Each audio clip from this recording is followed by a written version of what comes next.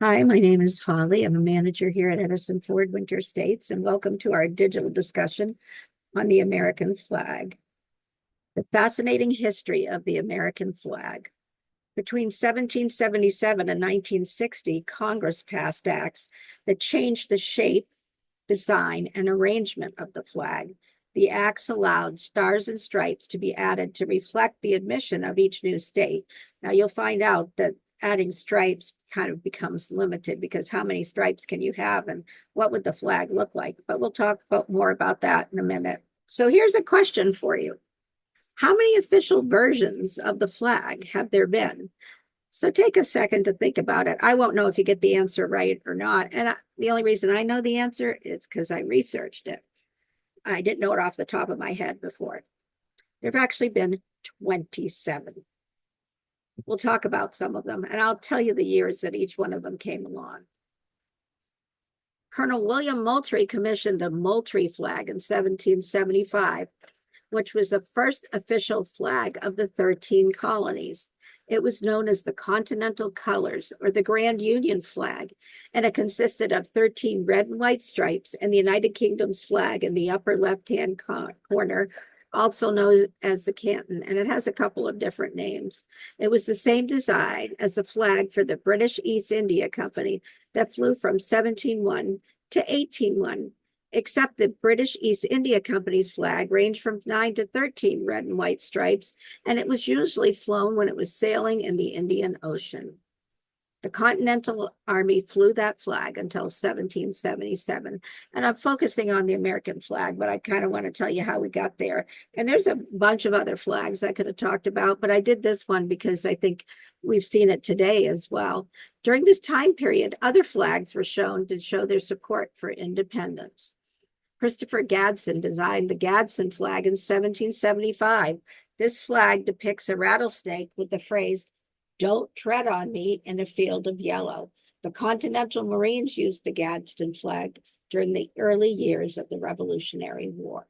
Betsy Ross sewed the first official, quote unquote, flag in June 1776. Or did she? The story goes that George Washington, Robert Morris, and George Ross came to Betsy Ross's house to discuss the design of a national flag. Now, you know that George Washington was a general who eventually became president. Robert Morris was a financier for the colonies and the war, and a very learned man about money issues. And then George Ross was related to Betsy Ross's husband. And they discussed the design of a national flag. The original design had six-sided stars representing the 13 colonies on a field of blue with red and white stripes. The story says that she suggested a five-pointed star, and the men were amazed at how quickly she could cut the five-pointed stars, and they gave her the task of sewing the flag.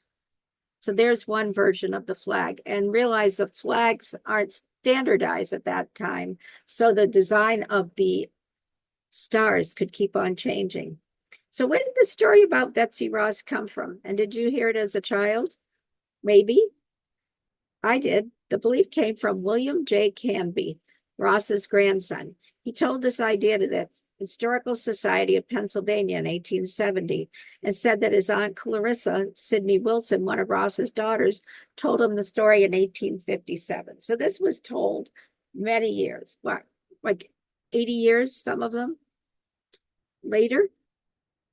Ross had died 20 years before, and today there's no conclusive evidence supporting or denying this claim. But there is a Betsy Ross house, I believe, in Philadelphia. And here is, you can see General Washington, and there's a representation of the other two gentlemen. And there's Betsy Ross. The following year, on June 14th, 1777, Congress officially adopted the Stars and Stripes as a national flag. And that's why Flag Day is celebrated on June 14th. Canby's claim, which was supported by affidavits from Ross's granddaughter, niece, and granddaughter, was published in Harper's New Monthly Magazine. This is almost 100 years later, in 1873, and soon that became part of the United States history curriculum.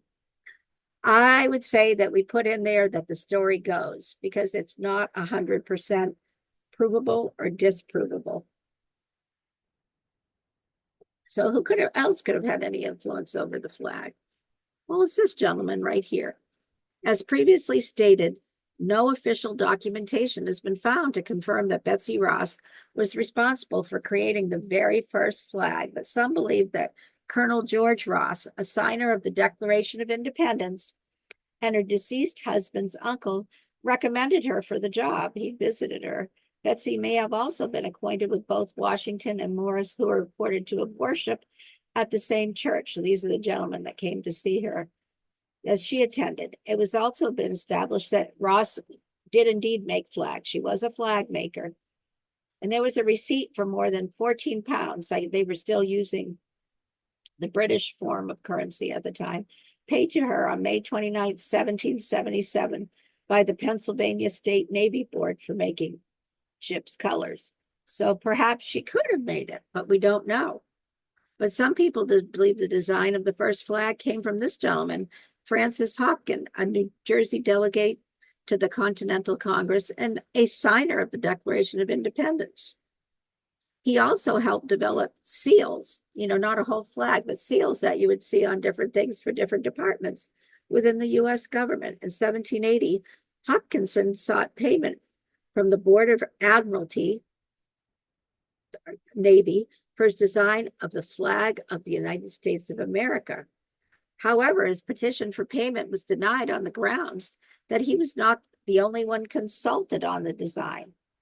So here, listen to how he thinks. He submitted a bill suggesting a quarter cask of public wine would be a reasonable reward for his work. Seems like that wouldn't be too expensive.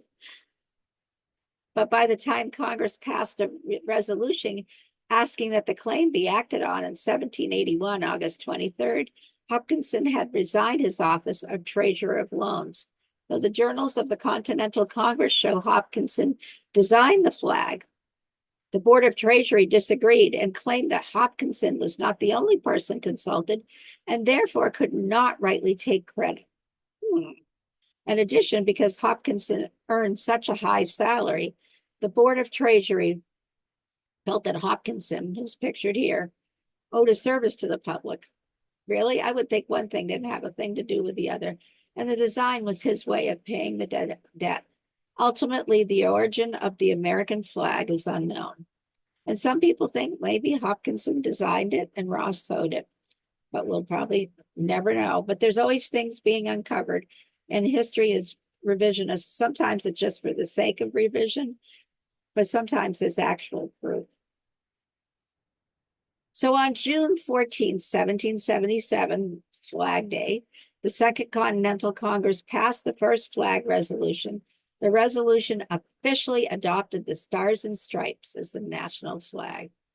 It stated that resolved the flag of the United States be 13 stripes, alternated red and white, and that the Union be 13 stars, white in a blue field, representing a new constellation. This is why Flag Day is celebrated, which we already talked about.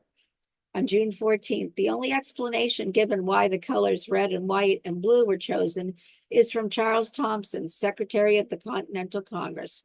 In 1782, he consolidated the designs from 3 committees, creating a national seal. Excuse me.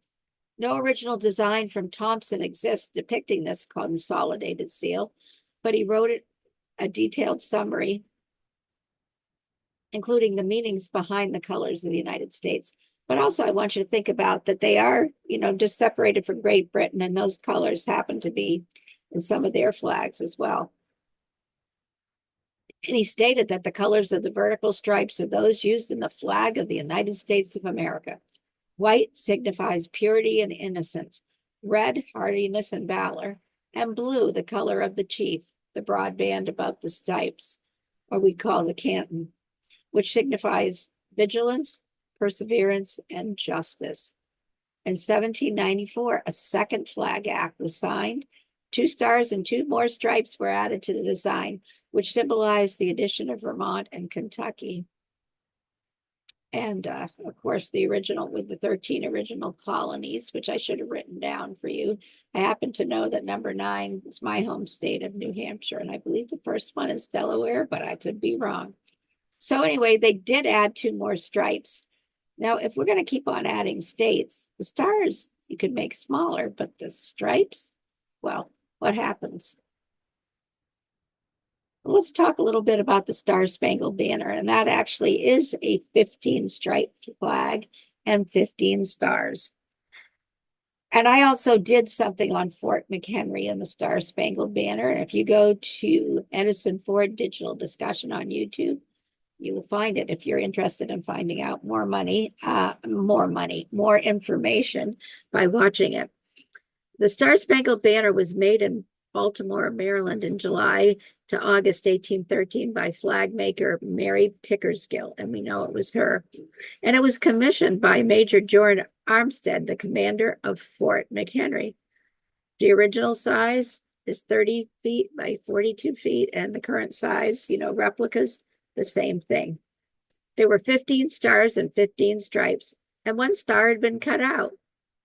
That's interesting to me because despite efforts to limit the practice, however, over 200 square feet of the Star Spangled Banner was eventually given away, including one of the stars. Raised over Fort McHenry on the morning of September 14th, 1814, to signal the American victory over the British in the Battle of Baltimore. The site inspired Francis Scott Key to write the Star Spangled Banner. He and a friend had gone to get somebody that had been taken by the British, and they were held on another ship while the battle was going on. They weren't abused. They were let go afterwards, but they didn't want them to be able to get any information to the Americans at Fort McHenry. And so who had this flag? Well, it was preserved by the Armistead family as a memento of the battle. It was preserved, but 200 feet were cut in one of the stars. That was the common practice at the time, to cut pieces of things and give them away. And it was first loaned to the Smithsonian Institution in 1907, and it was converted to a permanent gift in 1912. And it was on exhibit at the National Museum of American History since 1964. And they began a multi-year conservation effort launched in 1998. And got its new permanent exhibition gallery in November 21st, 2008. And we were there in 2005 when they were working on it with special lighting and other things. I did get a glimpse of it when I went for a conference in DC. I got to see it again, but I'd love to go back. It's displayed to conserve it because flags, their material just doesn't hold up. And there's another picture of it where you can see where the missing star is. And yes, it chokes me up to see it. And Fort McHenry today I got to go this last fall when I went with my friend to see a baseball game, but they do put the flag up and down. It's replicas, and I do believe they do, because they were 2 different sizes. They also do that. So you can see that people were holding it because they had taken it down and they were getting ready to fold it. And look at the size of that. And if you've never been to Fort McHenry, I urge you to go. They didn't do it this time because they were having problems with their movie, but when I've been there in the past, you see a little movie about the story of the Star Spangled Banner and Fort McHenry. And by the way, Armistead, who was the commander there, later on his great nephew is a general on the Confederate side in the Civil War, and he is shot and will die at the Battle of Gettysburg. And he is a very good friend of General Hancock, who was stationed here many years ago in Fort Myers. So some stories to look up. And there's one of the flags that fly over the fort. Oh, but I got distracted myself. So if you go, you see the little film. And then when that film is done, they open up the curtains and you see the replica of the Star Spangled Banner flying. And it does choke me up. And you can learn more about Francis Scott Key the tune that it was set to was an old drinking song. Key, interesting man. Anyway, check it out. There's lots to learn. Wait, there's a third flag act of April 4th, 1818, provided for 13 stripes. We're not going to have 15 anymore, and we're not going to keep on adding stripes to be added to the flag on the 4th of July, following the mission of each new state. So they were always added the following 4th of July. This flag became the official United States flag on April 13th, 1818. 5 stars were added for the admission of Tennessee, the 16th state, on June 1st. But remember, the stars aren't added until 4th of July, or they're not officially a state yet. Ohio, Louisiana, Indiana. We had 4 years between Indiana and Louisiana, and Mississippi, the 20th state, on December 20th, 1817. So that one lasted for just 1 year. This flag here, the only president to serve under this flag was James Monroe.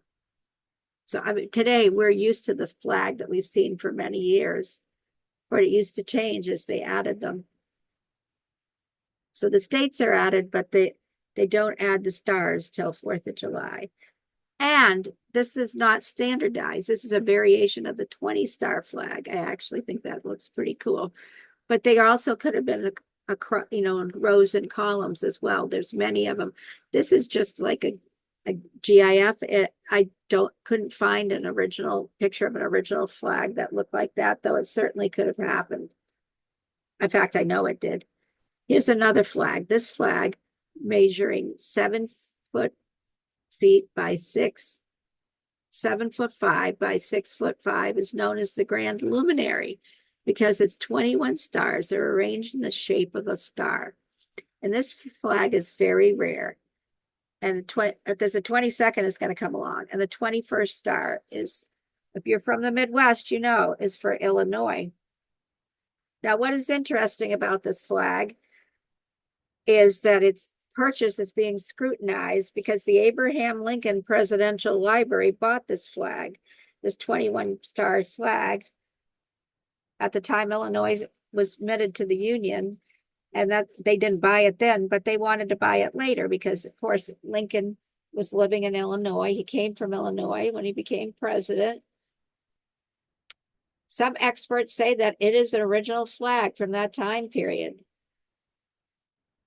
But other people think it's one that was actually came from the Civil War time, and it excluded the other flags, the other states that were not part of the Union at that time. Though Lincoln certainly wanted them to remain, some people made flags without them.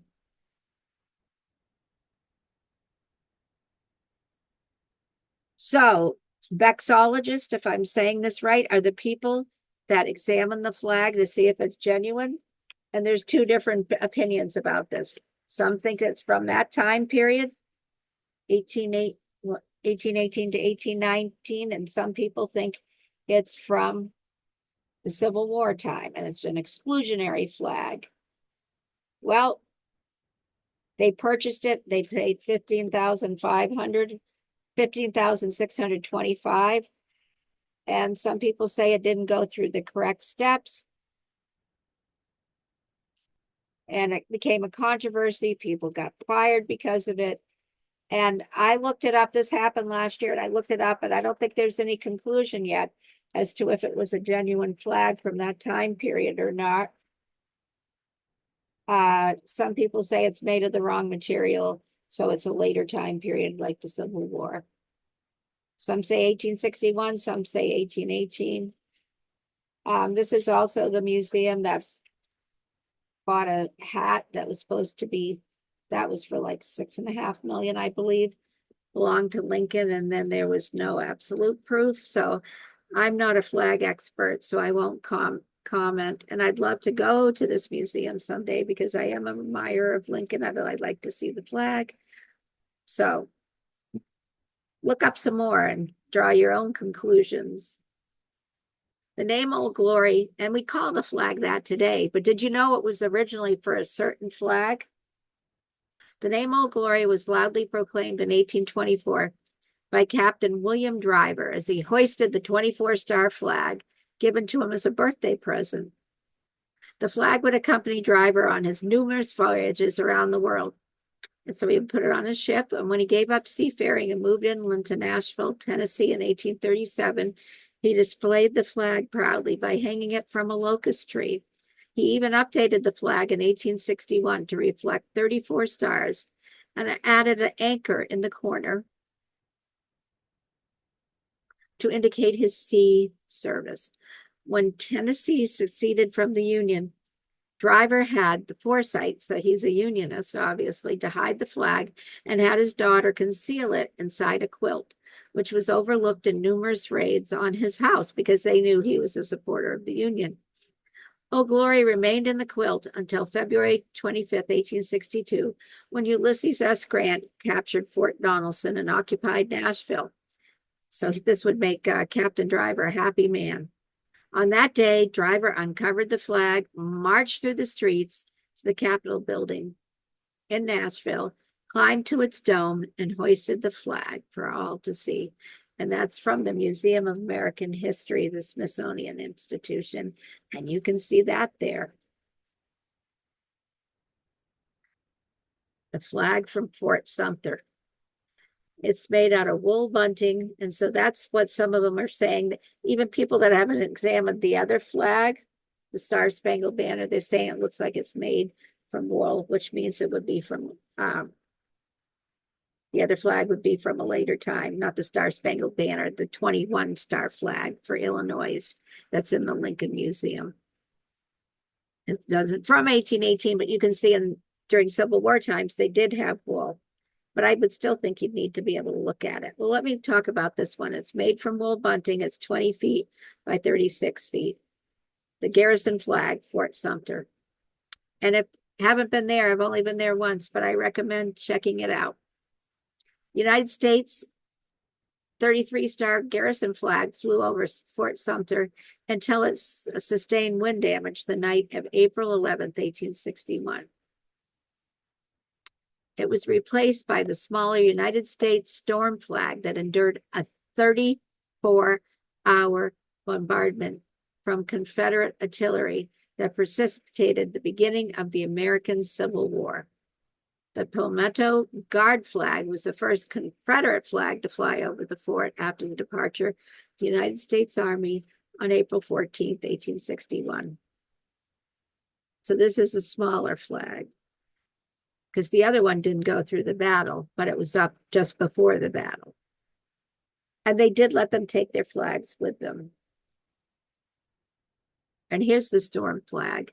Before the Civil War, the American flag was seldom seen outside of military forts, government buildings, and ships. This changed after the Battle of Fort Sumter. And I remember now that one was got by the wind. The flag was flying over the fort, was allowed to leave with the Union troops as they surrendered. It was taken across northern cities. The American flag, which had no place in the public consciousness, suddenly became a part of the national identity. The flag became a symbol of the Union, and the sale of flags greatly increased at that time. They couldn't even keep up with them. And for the first time, American flags were mass-produced rather than handmade, and even manufacturers could not keep up with the demand. So this is the 33-star storm flag, 20 feet by 10 feet. And let's go back and look at the other one. And that is the larger flag, 20 feet by 36 feet. And this was actually didn't go through the battle. Excuse me, I should make this clear. That was wind damage, and that's when they took it down. And this is the one that went through the battle, the smaller storm flag. But I didn't know until I started doing this is when flags became popular and people started putting flags up in their own homes. This is a 37-star United States Applegate flag, which draped Abraham Lincoln's coffin aboard his funeral train in 1865. And it made stops along the way until it goes from D.C. to Springfield, Illinois.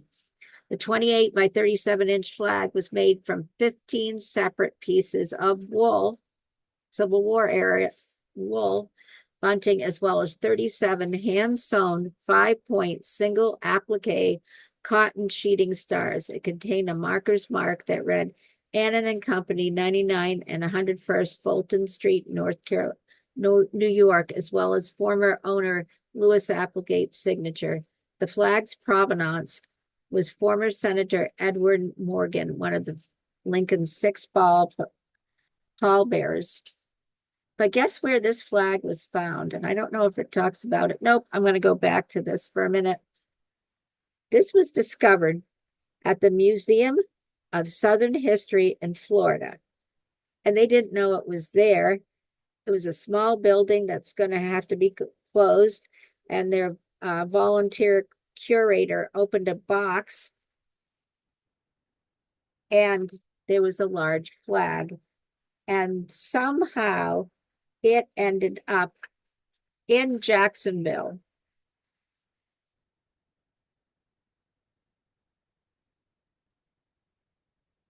It was draped over his coffin, and it's one of those stories where it goes from one person to another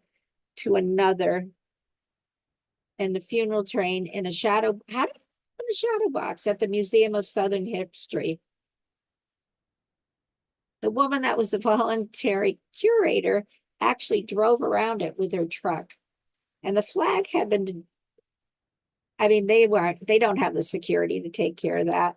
The flag was donated in 1996 by Barneswell Daly and his wife Annis, close friends of the flag's previous owner, Flora Worley Conway, who received it from her mother in 1942. And we're going to keep going back.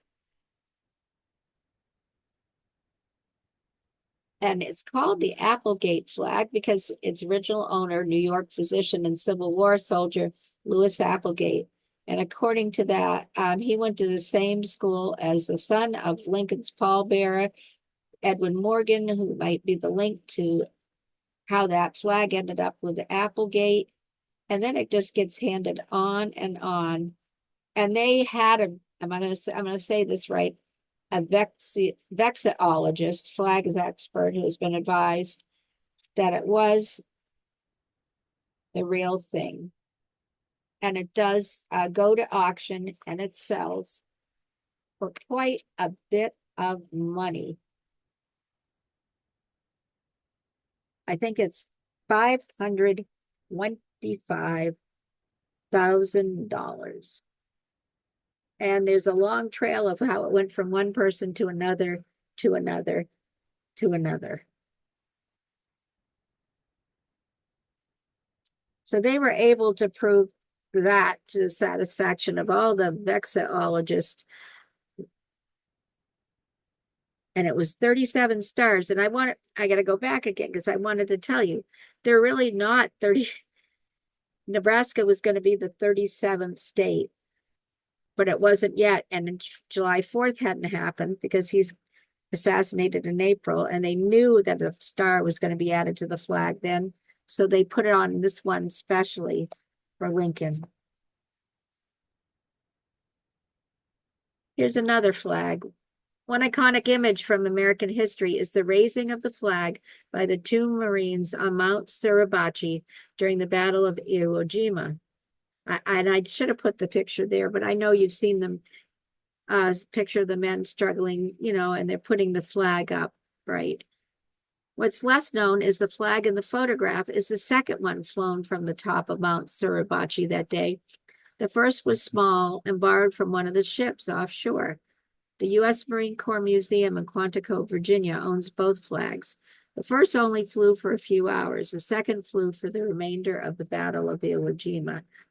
And I didn't put flags that I couldn't, like there's one on the moon, but what they have in the Smithsonian is a replica because obviously they didn't bring it back with them. And there are more flags from Ground Zero. I just picked one. September 11, 2001, one of the iconic images from that day was the raising of an American flag by 3 firemen over the rubble of the World Trade Center. I'm sure you remember that horrible day. Lost for many years, this particular flag was regained in 2016 and donated to the 9/11 Memorial and Museum.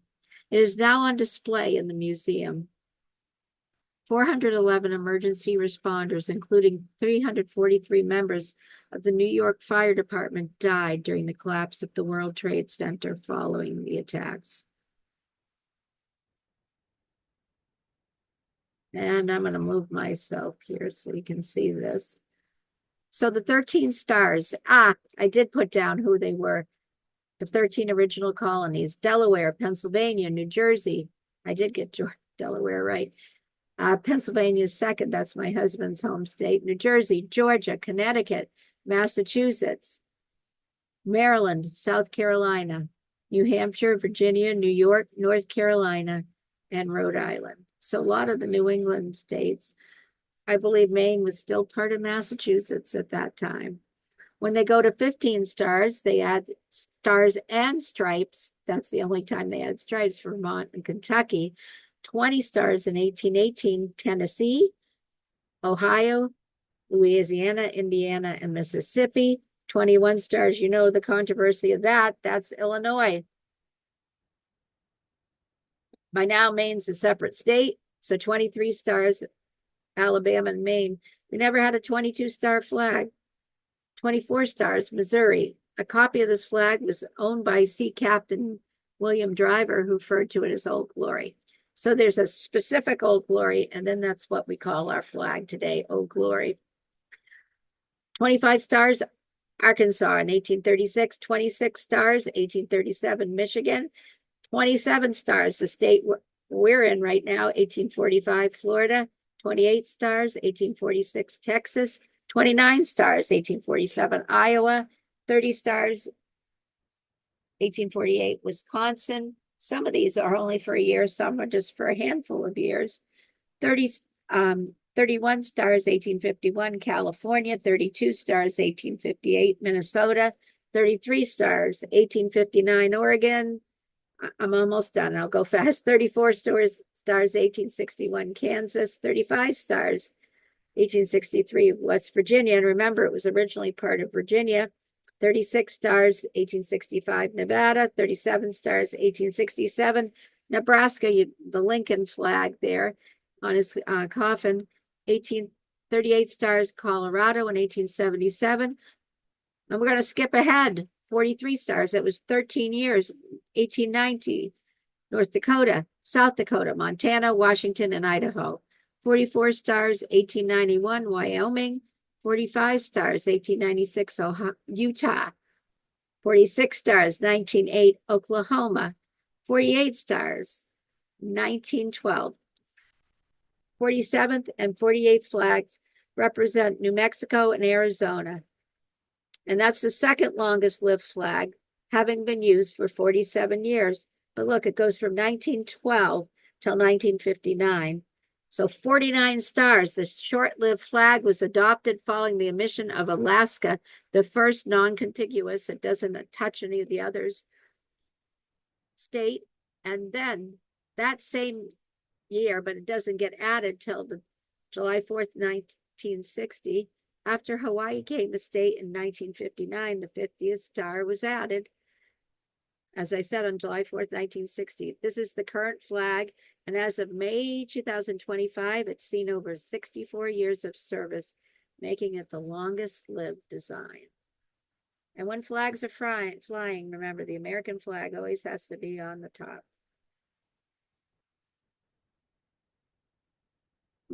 I don't know why this isn't moving ahead. Well, let's try it this way. Here's some rules about the flag. The flag must be disposed of in a dignified manner. So some people always thought you had to burn the flag or you couldn't burn the flag. It has to be a dignified manner. So that's open to interpretation. I will say that nylon flags contain ingredients that would make it unsafe to burn it. The flag can touch the ground and can still be used. Some people didn't believe that could happen. You shouldn't do it. Though it's a federal law that the flag should be displayed from sunrise to sunset, unless there's inclement weather. So don't put it out in a thunderstorm or rain. There are things that can be taken to show the flag for 24 hours, and that is it can be illuminated, have light on it so it can be seen in the dark. The executive order of President Taft on June 24th, 1912, established the proportions of the flag and provided for the arrangement of the stars in 6 horizontal rows of 8 each, a single point of each star to be upward. So this is the beginning of making the flag standardized, with the stars not being all in different designs. However, today the flag consists of 13 horizontal stripes, 7 red, alternating with 6 white, because that 13 is an odd number. The stripes represent the original 13 colonies, and the stars represent the 50 states of the United States. And so that's when the flag started being standardized in 1912. Executive order of President Eisenhower from January 3rd, 1959, provided for the arrangement of stars in 7 rows of 7 stars each, because Alaska had joined the Union as the 49th state, staggered horizontally and vertically. But now we've got another state. Executive order of President Eisenhower, August 21st, 1959, provided for the arrangement of the stars in 9 rows of stars staggered horizontally and 11 rows of stars staggered vertically. And that's the flag we know today. This was interesting to me. A 2-inch by 5-inch swatch of the flag that flew at Fort McHenry, remember, it said how much of it was missing, was sold at auction in 2011 for $38,000. That just seems wrong. I don't know where it ended up, but it should be in a museum. Flag Day, which celebrates the anniversary of the flag resolution of 1777, we talked about it, June 14th, was established by President Woodrow Wilson on May 30th, 1916. So that's when that came about. Some other things: 6 American flags went to the moon on Apollo missions. After the British bombardment, Francis Scott Key was so inspired by the sight of the American flag still flying over Baltimore's Fort McHenry that he wrote the Star-Spangled Banner on September 14th. It officially became our national anthem in 1931. Here's an interesting story. In 1892, the flag inspired Francis Bellamy, who wrote for the Youth Companion, or is it Frank E. Bellamy, no relations, to write the Pledge of Allegiance. It was first printed in a magazine called the Youth Companion. We know the pledge, but not its author. So what happened? Francis Bellamy, a Baptist minister and a Christian socialist from upstate New York, went so far as to swear in at least 2 affidavits that he had formulated the oath, the Pledge of Allegiance to the flag, for the magazine that he worked for. And he was reaffirmed by the Smithsonian Institute, the American Flag Foundation, and the Library of Congress. And he was given credit for it for years and years. But a few years ago, somebody that was Barry Popkett, who was researching the pledge's origin, found a little news clipping dated May 21st, 1892. And the article described a school ceremony several weeks before, on April 30th, 1892, more than 3 months before Francis Bellamy, who worked for Youth Companion, swore he wrote the pledge, in which high school students in Victoria, Kansas, swore allegiance to the American flag using virtually the same words. Mr. Popkett collaborated with Fred Shapiro, the Associated Library Director for Collections and Special Projects at Yale Law School, who immediately noticed the inconsistency in the timeline. How could Francis Bellamy, by the way, he was an adult, who could have created the pledge in August of 1892, as he claimed, when a nearly identical pledge had already been recited and published the previous May? Mr. Shapiro is also the editor of the New Yale Book of Quotations, which attributed the pledge to Francis Bellamy from the Youth Companion in the latest edition, published last August. He said in subsequent editions, he would credit the oath to Frank Bellamy instead.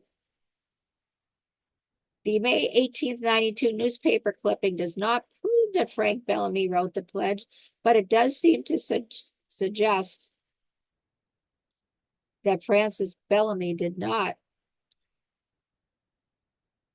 So what happened was that this young man entered it in a contest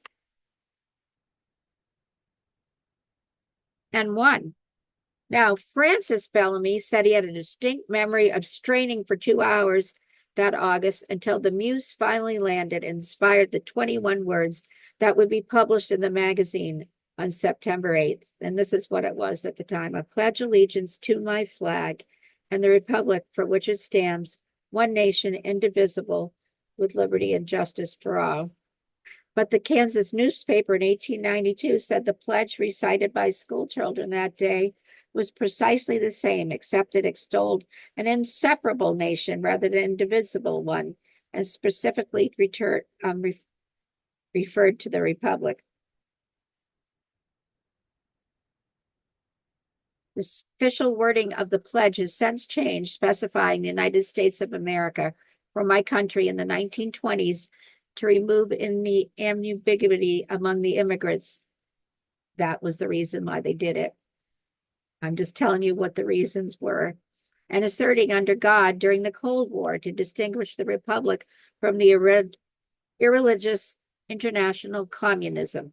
The traditional stiff-arm salute, that's what they were using, was dropped in the 1940s in favor of the hand over the heart to avoid analogies to the Nazi salute.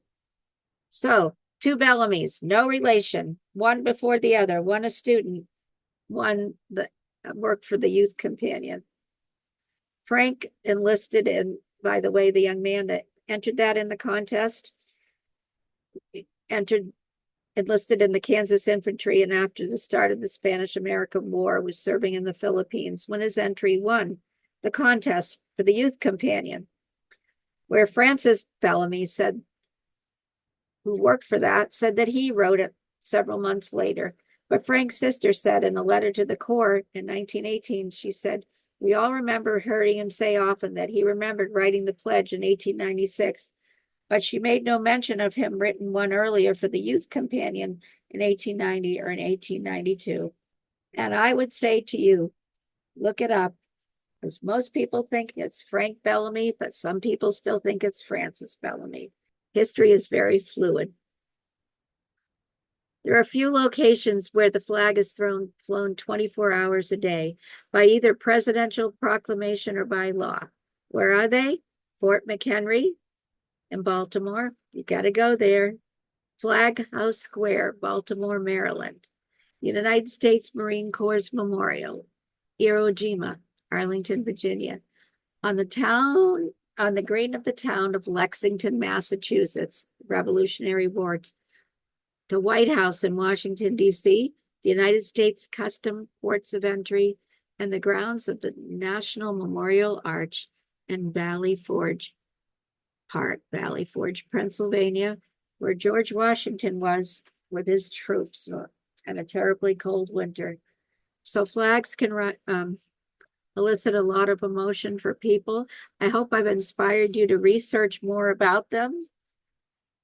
Do we hang a flag? We hang some different ones, but we definitely hang an American flag. And when I was a little girl, my dad did that. Here's some of the sources that I used. I've enjoyed talking to you. I appreciate all of you. I'll see you next month. Thank you.